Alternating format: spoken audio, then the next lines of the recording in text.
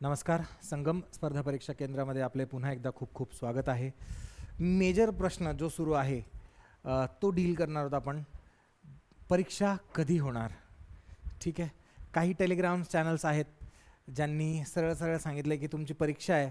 त्यांनी तारखा देऊन टाकल्या की 15 एप्रिलला पिऊन त्याच्यानंतर पुढच्या रविवारी त्यांनी असं काहीतरी तारखा काढल्या, रविवार टू रविवार, आणि त्या दिवशी शिपाई आणि त्यानंतर त्यांनी सांगितलं क्लर्क. ठीक. मग मला मेसेजेस यायला सुरुवात झाली. Definitely we have somewhere around 180-186 students आहेत. अजून आपल्याकडे 16 जागा आहेत. ज्यांना ॲडमिशन घ्यायचे ते घेऊन टाका. 16 नाही, आता कमी असतील, बट मी लास्ट टाईम चेक केलं त्यावेळेस 16 जागा होत्या. आपण 200 स्टुडंट घेतो, बॅच 1 आणि बॅच 2. बॅच 1मध्ये 100, बॅच 2मध्ये 100. ठीक आहे. ज्यांना घ्यायचे ते घेऊन टाका. बॅच लवकरात लवकर 100-500 रुपयाला बघून 1000-1000वाल्या रेकॉर्डेड बॅच घेऊन GSचे 100 लेक्चर करत बसू नका. GS ह्या परीक्षेमध्ये येत नाही, ते रेकॉर्डेड देत आहे तुम्हाला जस्ट बिकॉज सिलेबसमध्ये GS मेन्शन्ड आहे. हे सगळं ब्ला बोलून झालेलं आहे माझं. ठीक आहे. नेक्स्ट मला तुम्हाला मेजरली हे डिस्कस करायचं की परत ह्या मार्केटमध्ये, जे मी याला मार्केट का म्हणतोय ते पण त्यामागे पण रिझन आहे की बाजार है ना, मार्केट. ह्या मार्केटमध्ये एक अजून अफवा सुरू आहे की एक्झाम एप्रिलमध्येच होणार. ठीक आहे. एक्झाम मार्चमध्ये होणार. मी तुम्हाला एक स्पष्ट सांगतो, जरी ह्या व्हिडिओचं टायटल तुम्ही बघितलं की एक्झाम कधी होणार, तर ह्या गोष्टी काय असतात, कशा असतात माहिती आहे का? हे डिपार्टमेंट आहे. Okay, this is a department. Bombay हायकोर्टमध्ये रजिस्ट्रार नावाचं एक डिपार्टमेंट आहे. रजिस्ट्रार. मग हे रजिस्ट्रारमध्ये, जे रजिस्ट्रार एक पोस्ट आहे ॲक्च्युली, ह्या रजिस्ट्रारमध्ये वेगवेगळे रजिस्ट्रार्स असतात है ना. वेगवेगळ्या डिपार्टमेंट्सचे किंवा वेगवेगळे रजिस्ट्रार्स असतात. समजा ह्या रजिस्ट्रारचं काम आहे फायनान्स. ह्यांच्या अंतर्गत काही क्लर्क्स राहतील. तुम्ही जेव्हा काम करायला जाल, जॉब करायला जाल, त्यावेळेस तुम्हाला कळेल. ठीक आहे.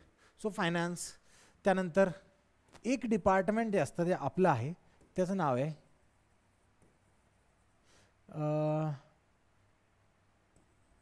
Personnel department. ठीक आहे. Department of personnel. पर्सोनेल म्हणजे जे काम करतायत त्यांच्या अंतर्गतचं डिपार्टमेंट. ह्या डिपार्टमेंटच्या हातात आहे परीक्षा कधी घ्यायची. एक तुम्हाला सायन्स सांगतो याच्या मागचं. ठीक आहे. ह्या डिपार्टमेंटच्या हातात आहे परीक्षा कधी घ्यायची. आता कुठल्याही इन्स्टिट्यूशनमध्ये, कुठल्याही एक तुम्ही अशी संस्था बघाल, त्या संस्थेमध्ये एक क्रम असतो गोष्टी करायचा.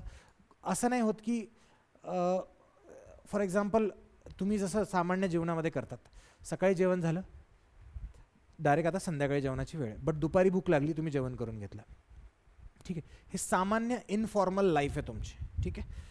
तर ऑफिशियल लाईफ नाही आहे. तुम्ही याच्यामध्ये तुम्ही कसंही वागतात. बट ऑफिसमध्ये एक अशा संस्थेमध्ये, जी बॉम्बे हायकोर्ट सारखी संस्था आहे, त्या संस्थेमध्ये जर मला क्लर्क्सची गरज आहे है ना, मला कशाची गरज आहे, क्लर्कची गरज आहे, तर मी आधी क्लर्कची एक्झाम घेऊन घेईल, असं नसतं. कुठल्याच संस्थेत नसतं. कोणतीच संस्था असं करत नाही. प्रत्येक संस्थामध्ये एक गोष्ट मेजरली मॅटर करते, ती आहे ऑर्डर. ती आहे ऑर्डर. त्या ऑर्डरमध्येच काम होतं. त्या क्रमवार प्रकारेच काम होणार. तुमचं हे वायरली तुम्हाला जे वाटलं तसं, जे आलं तुमच्या डोक्यात तुम्ही ते करून टाकलं, अशी परीक्षा होणार नाही. सर हे का सांगितलं तुम्ही एवढं मोठं? तर हे परीक्षा कधी होणार यांच्यासाठी ह्यांच्यामुळे मी मेजरली तुम्हाला सांगितलं की क्रम कसा राहील. 2 प्रकारे राहतो क्रम. एक्झाम डेट हा सगळ्यात मेजर क्रम असतो. Exam date. मग पोस्ट हा क्रम राहील. ठीक आहे. बॉम्बे हायकोर्ट मुंबईचं जे आहे, एक प्रिन्सिपल बेंच, आणि हे जे बाकीच्या ठिकाणचे आहे ते त्याचे बेंचेस आहेत. तो प्रिन्सिपल बेंच आहे, तो मेन बेंच आहे. हे सबसिडियरी नाही, याचे बेंचेस आहेत वेगवेगळ्या ठिकाणी.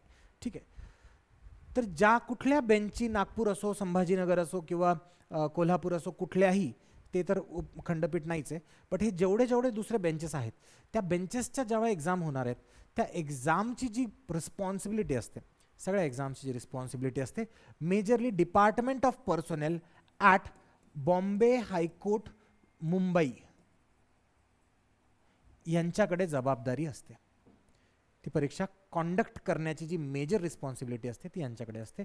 डेट्स ॲड्स जे कोणी काढतं ते हे डिपार्टमेंट काढतं. सर मग सर्किट बेंचेस किंवा जे हे बेंचेस हे काय करतात, हे फक्त रिक्वायरमेंट सांगतात त्यांना. हे फक्त रिक्वायरमेंट सांगतात की आम्हाला एवढ्या एवढ्या लोकांची गरज आहे आणि फायनल डिसिजन यांच्याकडे असतं. क्वेश्चन पेपर्स इथे बनतात सगळे, राईट. आता बघा ऑर्डर मी का सांगितलं की एक्झामिनेशनच्या अगोदर, याच्या अगोदर तुमच्या पर्सनल असिस्टन्सची एक ॲड आली होती, ठीक आहे. त्यानंतर ज्युनियर ट्रान्सलेटर अँड इंटरप्रिटरची ॲड आली होती. मी तुम्हाला एकच पर्सनल डिपार्टमेंट सांगितलं. मी तुम्हाला हायकोर्टात असं नाही सांगितलं की ज्युनियर ट्रान्सलेटरसाठी वेगळं डिपार्टमेंट आहे आणि तुमच्या क्लर्कसाठी वेगळं डिपार्टमेंट आहे पर्सनल. नाही, हे पर्सनल डिपार्टमेंट एकच आहे. ऑर्डर म्हणजे अगोदर ही एक्झाम होणार, मग JTI नागपूरची एक्झाम होणार आणि मग त्या एक्झाम डेटनुसार ह्या परीक्षा झाल्याच्या नंतर ज्या तुमच्या मल्टिपल परीक्षा आहेत, फॉर एक्झाम्पल तुमच्या आहे शिपाई, मग त्यानंतर आहे क्लर्क, स्टेनो, स्टेनोचे पण जागा आलेल्या आहेत, ठीक आहे. हे याच्या ॲडसोबत नाही आल्या, बट स्टेनोच्या पण जागा आल्या आहेत, कार ड्रायव्हर वगैरे वगैरे, ठीक आहे. ह्या मेजरली एकाच वेळेला आलेल्या. स्टेनोची थोडी अगोदर आली होती, मे बी स्टेनोची तुमच्या यांच्या अगोदर होणार एक परीक्षा, ठीक आहे. आता तुमच्या ह्या 3 पोस्ट आलेल्या आहेत एक सोबत, समजा फॉर एक्झाम्पल कार ड्रायव्हर आणि शिपाई फराश पकडून, ठीक आहे. याच्यामध्ये तुमची पोस्ट मॅटर करणार. अगोदर परीक्षा होणार क्लर्कची, 1 नंबरवरती होणार क्लर्कची, 2 नंबरवर होणार शिपाईची, 3 नंबरवर होणार क्लर्कची, ठीक आहे. सो प्लीज समजून घ्या, आता एवढ्या परीक्षा व्हायच्या आहे, ह्यांच्या कुठल्याही डेट्स आलेल्या नाही आहे, तर मूर्खासारखं टेलिग्रामवरती फक्त डेट्स टाकून की ह्या तारखेला होणार आहे आणि एक मुलांमध्ये खळबळ तयार करायची. खळबळ तयार केली, कुठे वाचलं बाबा, मी ह्या टेलिग्राम चॅनलवर वाचलं, त्या टेलिग्राम चॅनलवर जाऊन पोरं आधी सबस्क्राईब करणार, मग तो मेसेज बघणार आणि मग शिव्या देणार. त्या माणसाला काय भेटलं? सबस्क्रायबर्स. नीट लक्ष ठेवा, हे सगळं तुम्हाला जे असं चालू असतं ना की चुकीच्या बातम्या फैलवणं, ह्यावेळेस पेपर अवघड येणार आहे, हे ॲडमिशन्स खूप अवघड येणार आहे, सॉरी, हे ॲडमिशन्स घेण्याचं, सबस्क्रायबर वाढवण्याचं हे एक टेक्निक आहे, ठीक आहे. तर तुम्ही एक समजून घेण्याचा प्रयत्न करा. तर ही परीक्षा तुमची लवकर रिसेंटमध्ये होणं किती पॉसिबल आहे हे मी तुम्हाला सांगतो. फॉर इन्स्टन्स हा महिना आहे जानेवारीमध्ये 15 तारखेला तुमची लास्ट डेट होती, राईट. त्यानंतर 2 दिवस सरकवून तिला त्यांनी आय थिंक 17 केलं होतं का, 17 केलं होतं ना, 18, 17, 18, 19 काहीतरी केलं होतं, 18 केलं असेल आय गेस, ठीक आहे. पुढे सरकवून त्यांनी 18 तारीख केली. मग ही तारीख झाली.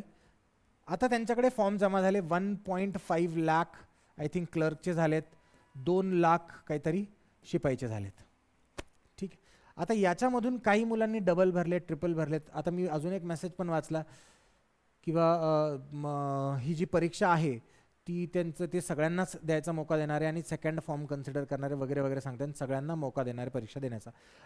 ह्याच्यामध्ये काही मुलं असे होते ज्यांनी सहीच्या जागी फोटो, फोटोच्या जागी सही टाकली आहे, ठीक आहे. ज्यांनी स्टेट बोर्ड टाकायचं तर काहीतरी वेगळंच टाकून ठेवलं आहे. ज्यांनी 100 पैकी 100 मार्क्स टाकलेत. काहीतरी विचित्र केलेलं आहे, जे फिजिकली असं बघितला फॉर्म तर तो फॉर्म कळतो की हा चुकीचा फॉर्म आहे. ते फॉर्म रिजेक्ट करायचे.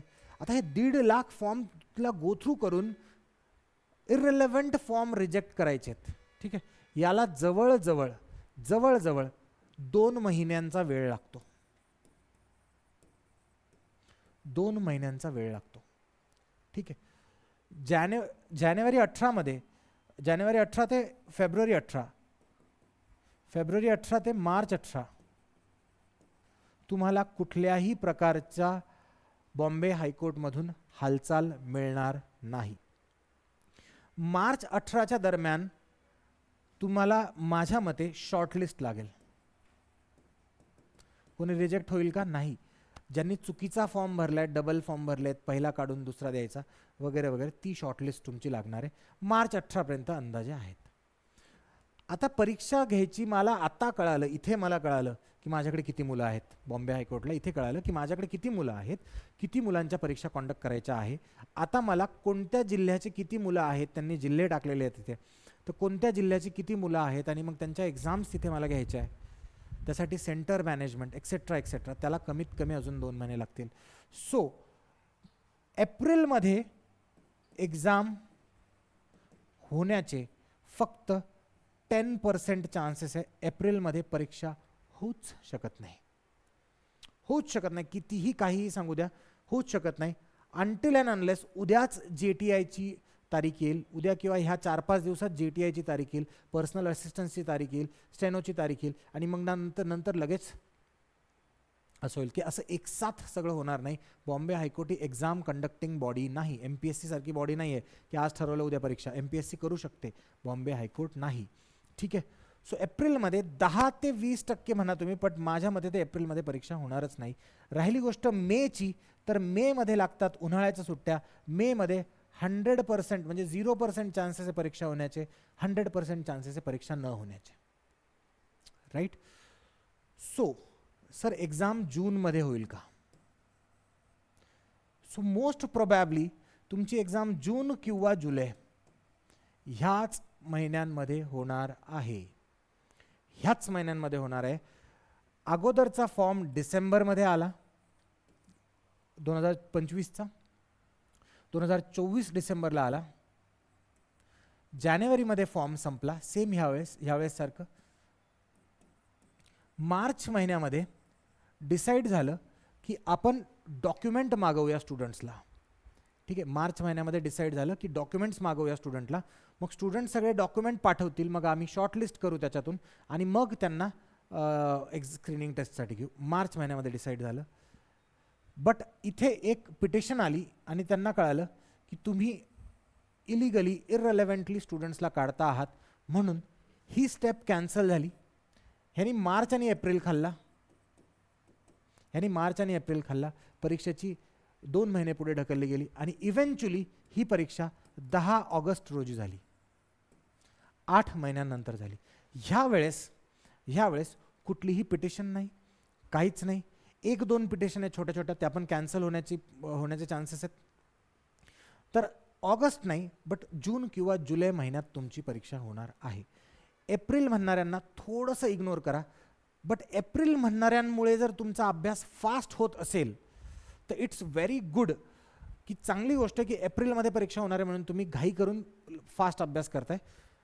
बट खराब अभ्यास नाही, घाई करून तुम्ही फास्ट अभ्यास करताय, ते जास्त महत्त्वाचं आहे. सो फास्ट अभ्यास करा, बट परीक्षा एप्रिलमध्ये होईल ह्याच्या प्रेशर अंडर येऊन तुम्ही काही गोष्टी वगळून टाकू नका. महत्त्वाच्या गोष्टी त्या तुमच्या टाईमटेबलमध्ये असू द्या. ठीक आहे. सो प्लीज हे करा. आपला टाईमटेबल पण तुम्ही बघितला असेल प्रॅक्टिस सिरीजचा, तो गो ऑन होतोय. सो डेफिनेटली आम्ही जर संगम स्पर्धा परीक्षा केंद्रामधून 25 स्टुडंट जर पास होत आहेत, ठीक आहे, 35 होते ॲक्च्युली, बट बिचारे काही खूप क्षुल्लक कारणामुळे इंटरव्ह्यूमधून बाहेर पडावं लागलं त्यांना. बट बाकीचे जे स्टुडंट्स आहेत ते आपलेत. ठीक आहे.